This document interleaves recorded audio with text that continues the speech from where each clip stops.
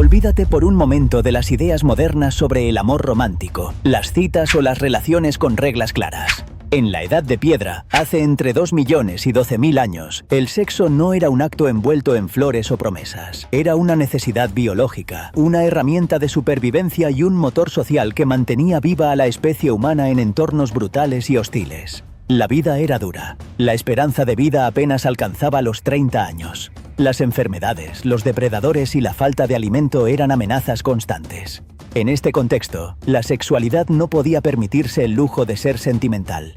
Su propósito era práctico: reproducirse, mantener la cohesión del grupo y asegurar la transmisión genética antes de que la muerte llegara. Pero ¿cómo se elegía una pareja cuando no existían aplicaciones, ni iglesias, ni leyes matrimoniales? Todo giraba en torno a la biología y la organización tribal. Los grupos de cazadores-recolectores vivían en pequeñas bandas nómadas con estructuras sociales flexibles. La monogamia no era la norma. De hecho, los estudios sobre sociedades tribales actuales y restos arqueológicos sugieren que el sexo era más libre, más compartido y menos posesivo que en la mayoría de culturas modernas. En estas sociedades, la selección de pareja estaba influenciada por la salud, la fuerza y la capacidad de contribuir al grupo. Los hombres que cazaban bien y protegían a la comunidad eran más deseables. Las mujeres fértiles, con señales visibles de salud y juventud, eran valoradas por su capacidad reproductiva. Pero eso no significa que todo fuera controlado por los hombres.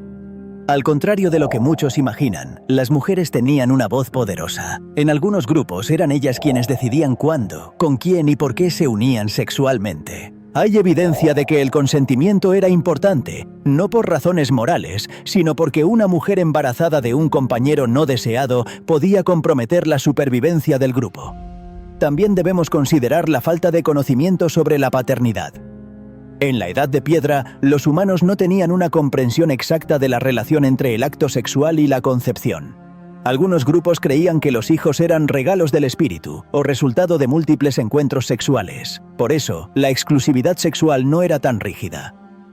Esto nos lleva a otro punto fascinante: la posibilidad de que las relaciones fueran más cooperativas. Si una mujer tenía varios compañeros sexuales, todos ellos podían sentirse responsables del hijo. Eso aumentaba las probabilidades de que el niño sobreviviera, ya que más adultos estarían dispuestos a protegerlo y alimentarlo. En cuanto al acto en sí, no hay registros escritos, pero podemos inferir mucho a través del arte rupestre, las estatuillas de fertilidad y los estudios sobre pueblos tribales que aún viven de forma primitiva. El sexo se practicaba al aire libre, en cuevas o donde hubiera intimidad momentánea. No existían camas ni privacidad como la entendemos hoy. Pero eso no significa que todo fuera salvaje o violento. El placer tenía su lugar. El clítoris, órgano exclusivamente dedicado al placer, no es una invención moderna. Su presencia en todas las mujeres a lo largo de la historia sugiere que el disfrute femenino tenía una función evolutiva: reforzar lazos, incentivar la unión y aumentar la frecuencia del apareamiento. También es probable que existieran rituales previos al sexo: bailes, cantos, caricias. El contacto físico era esencial no solo para el apareamiento, sino para mantener la unidad del grupo. Abrazar, tocar y compartir el cuerpo podía ser tan importante como cazar o encender fuego. Hay que recordar que el sexo no estaba separado del resto de la vida. No era tabú, ni se escondía. Los niños crecían viendo el comportamiento de los adultos y aprendían observando. No existía la noción de educación sexual porque todo era parte del día a día. La desnudez era normal. El cuerpo no estaba cargado de vergüenza ni moral. Por supuesto, también había conflictos. La competencia entre hombres por las mujeres existía. En algunos grupos los más fuertes intentaban imponerse, pero en otros la cooperación primaba. Las mujeres podían rechazar a quien no les ofreciera protección o alimento. La dinámica era compleja y cambiaba según el entorno, el clima y las amenazas externas. Un punto esencial es que no todo era sexo por reproducción. Había relaciones por placer, por compañía, por alianza entre grupos. El sexo era también una herramienta política. Una mujer que se unía a un hombre de otro grupo podía sellar una tregua o abrir una ruta de intercambio de alimentos. En resumen, la sexualidad en la Edad de Piedra no era primitiva ni brutal, sino profundamente adaptativa. Se moldeaba según las necesidades del grupo y las condiciones del entorno. Era libre, práctica y muchas veces más igualitaria de lo que imaginamos. En la siguiente parte exploraremos cómo evolucionaron estas dinámicas con el descubrimiento del fuego, el desarrollo del lenguaje y la aparición de normas sociales más complejas. A medida que el ser humano avanzaba desde el Paleolítico hacia el Neolítico, el sexo comenzó a cambiar junto con todo lo demás. El fuego, el lenguaje y la organización más compleja de los grupos humanos alteraron no solo la forma en que se vivía, sino también cómo se amaba, cómo se deseaba y cómo se establecían vínculos sexuales. El fuego fue una revolución silenciosa. Ya no solo servía para cocinar o protegerse de depredadores, también alargaba las horas activas del día. Sentarse alrededor del fuego generaba nuevas formas de intimidad, se compartían historias, se creaban mitos y se fortalecían relaciones emocionales. Este nuevo espacio cálido y seguro permitía que el deseo floreciera de formas diferentes. El sexo dejó de ser únicamente un acto urgente o funcional y comenzó a incluir el juego, el acercamiento afectivo y posiblemente los primeros indicios del cortejo. El desarrollo del lenguaje también tuvo un impacto profundo. Poder comunicar emociones, deseos o rechazos transformó la dinámica sexual. Ya no era necesario depender solo de gestos o señales físicas. Las palabras podían atraer, seducir o incluso disuadir. Con el lenguaje también llegó la capacidad de establecer acuerdos, promesas y compromisos más duraderos entre parejas. Pero el mayor cambio vino con la domesticación de animales, la agricultura y el surgimiento de los primeros asentamientos. El nomadismo fue quedando atrás y con él muchas de las estructuras sexuales flexibles. Al establecerse en un lugar fijo, surgieron nuevas necesidades: herencia, propiedad, organización de linajes.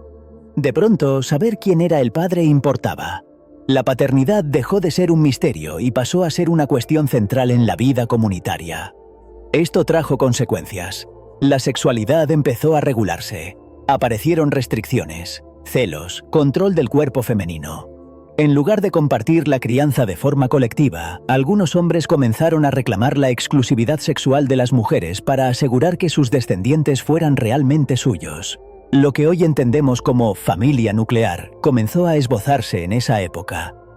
Las mujeres pasaron de tener un rol activo y respetado en la vida sexual de los clanes a convertirse en símbolos de intercambio, de poder o de propiedad.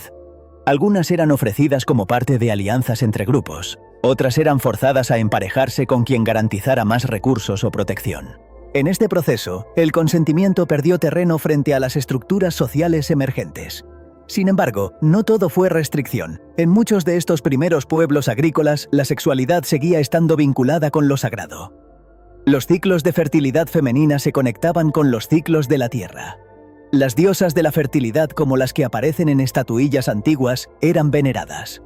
El sexo, especialmente el que resultaba en vida nueva, se veía como un acto mágico, casi divino. En algunos rituales religiosos de la época, el sexo era parte del culto. Lo que hoy llamaríamos prostitución sagrada o hierogamia consistía en unirse con una sacerdotisa para honrar a una deidad de la fertilidad. Estos ritos, lejos de ser marginales, eran públicos y celebrados. Esto nos muestra que, a pesar de los nuevos controles sociales, el deseo seguía siendo valorado y ritualizado. También es importante mencionar cómo el sexo en la Edad de Piedra estuvo profundamente ligado al conocimiento del cuerpo. Aunque no existían manuales ni anatomía formal, el contacto constante con la naturaleza, los nacimientos y la enfermedad les daba a los humanos un entendimiento intuitivo de la fisiología. Sabían lo que funcionaba y lo que no, qué gestos generaban placer o incomodidad. No se trataba de técnica, sino de experiencia vivida, transmitida oralmente o por observación directa. El papel de los ancianos, por ejemplo, no se limitaba a contar historias. También compartían sabiduría sobre la vida, incluida la sexualidad. En algunas culturas eran ellos quienes guiaban a los jóvenes en sus primeros encuentros íntimos, no como autoridad moral, sino como mentores del cuerpo y el alma. En cuanto a la homosexualidad, aunque no tenemos pruebas escritas, es razonable pensar que existía y que era aceptada en algunos contextos. Las sociedades cazadoras, recolectoras y las primeras comunidades agrícolas eran mucho más prácticas que morales. Si una relación no interfería con la reproducción del grupo, no había necesidad de condenarla. Además, la conexión emocional y física entre personas del mismo sexo ha sido documentada en muchas tribus ancestrales actuales. Lo mismo ocurre con la diversidad de género. El género no era una camisa de fuerza, sino algo más fluido. Lo importante era que cada miembro del grupo cumpliera un rol útil. Si alguien con cuerpo masculino prefería tareas femeninas, o viceversa, no necesariamente era marginado. En muchos casos, estas personas eran vistas como poseedoras de un conocimiento especial o espiritual. En resumen, la Edad de Piedra fue una etapa de transición constante. Desde la libertad instintiva del Paleolítico hasta las primeras restricciones del Neolítico, la sexualidad humana se adaptó una y otra vez a las condiciones de supervivencia, al clima, a los alimentos y a las amenazas externas. La tercera y última parte explorará cómo se reflejaba todo esto en el arte, los símbolos sexuales, los nacimientos y las ideas de pureza, virginidad y placer. Porque incluso sin escritura, los humanos siempre encontraron formas de representar y transmitir sus deseos. El sexo, en la Edad de Piedra, no solo era un acto privado, también se reflejaba en lo público, en el arte, en los rituales, en los objetos que dejaban atrás como testigos de sus deseos, miedos y creencias. Sin palabras escritas, los antiguos dejaron pistas talladas en huesos, grabadas en piedra y modeladas en arcilla. Y muchas de ellas giraban en torno al sexo. Uno de los ejemplos más conocidos son las estatuillas de fertilidad. Figuras femeninas con caderas anchas, senos grandes y vientres prominentes, esculpidas con un nivel de detalle que revela una obsesión por la fecundidad. Estas representaciones no eran pornográficas ni idealizadas, eran símbolos sagrados del poder de crear vida. En ellas el sexo no era pecado ni tabú, era milagro. También hay petroglifos, grabados en piedra, que muestran parejas copulando, hombres con erecciones, mujeres pariendo. Escenas explícitas que podrían escandalizar hoy, pero que entonces formaban parte natural del paisaje espiritual y social. Esos grabados no eran sucios ni escondidos. Eran públicos, visibles, quizás parte de una enseñanza para los jóvenes o un tributo a los dioses. En algunas cuevas se han encontrado combinaciones de símbolos fálicos y vulvares, como si se tratara de una narrativa visual del acto sexual, de la unión de opuestos. Incluso se han descubierto herramientas talladas con formas eróticas, que bien pudieron tener un uso ritual, educativo o lúdico. No lo sabemos con certeza, pero lo que sí está claro es que para los humanos de esa época, el cuerpo y el deseo eran dignos de ser celebrados y registrados. La menstruación, por ejemplo, también se vinculaba con lo sagrado. En varias culturas ancestrales, las mujeres que menstruaban no eran apartadas por impuras, sino por poderosas. Se creía que durante esos días estaban más conectadas con los ciclos de la naturaleza, con la luna, con la tierra misma. Algunas comunidades tenían espacios especiales, cuevas o chozas, donde las mujeres se reunían durante la menstruación para descansar, compartir y meditar. En cuanto a la virginidad, no hay pruebas de que fuera una obsesión como lo sería siglos después en sociedades patriarcales. En la Edad de Piedra, la virginidad no era una mercancía ni una marca de valor. Lo importante era la fertilidad, la salud, la capacidad de contribuir al grupo. La experiencia sexual no se castigaba, sino que se compartía. Las mujeres no eran valoradas por llegar puras al matrimonio, porque ni siquiera existía esa idea rígida de matrimonio. Las uniones eran flexibles, cambiantes, y muchas veces basadas en acuerdos comunitarios más que en ceremonias cerradas. El placer también tenía su lugar.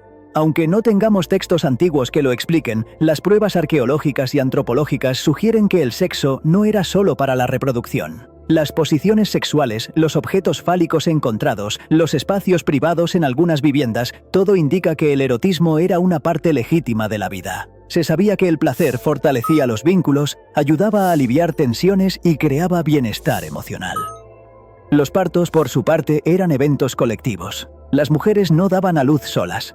Estaban acompañadas por otras mujeres, por sabias, por madres y hermanas que sabían qué hacer. No existían hospitales, pero sí conocimiento. Y el nacimiento, lejos de ser un proceso clínico y frío, era una celebración del sexo que había dado fruto. Los hijos eran bienvenidos, sin importar su padre biológico. En muchas tribus ancestrales se creía que un hijo podía tener múltiples padres si la madre había tenido relaciones con varios hombres. Cada uno aportaba algo al niño. Esto no solo evitaba los celos, sino que reforzaba la cooperación. Todos se sentían responsables del nuevo ser. La paternidad era social, no individual. Y esto nos lleva al concepto más importante que se desprende de la sexualidad en la Edad de Piedra: la comunidad. El sexo no era un secreto de alcoba, ni una fuente de culpa. Era parte del tejido social. Se aprendía observando, preguntando, compartiendo. Había juegos sexuales entre jóvenes, primeros encuentros supervisados por adultos, consejos de los ancianos. El cuerpo era parte del aprendizaje de la vida, no algo que debiera esconderse. Pero con el paso del tiempo, con la llegada de las religiones monoteístas, los imperios y la propiedad privada, esa visión se fue apagando. El sexo pasó a ser regulado, reprimido, moralizado. Se separó del placer y se cargó de culpa. El cuerpo dejó de ser templo para convertirse en objeto de control. Recordar cómo era el sexo en la Edad de Piedra no es solo un ejercicio arqueológico. Es un espejo que nos muestra lo que fuimos y lo que, quizás, aún podríamos recuperar. Una sexualidad más libre, más conectada con la naturaleza, más respetuosa con el cuerpo y con los demás. Porque aunque hayan pasado miles de años, el deseo sigue siendo el mismo, solo ha cambiado la forma en que lo tratamos.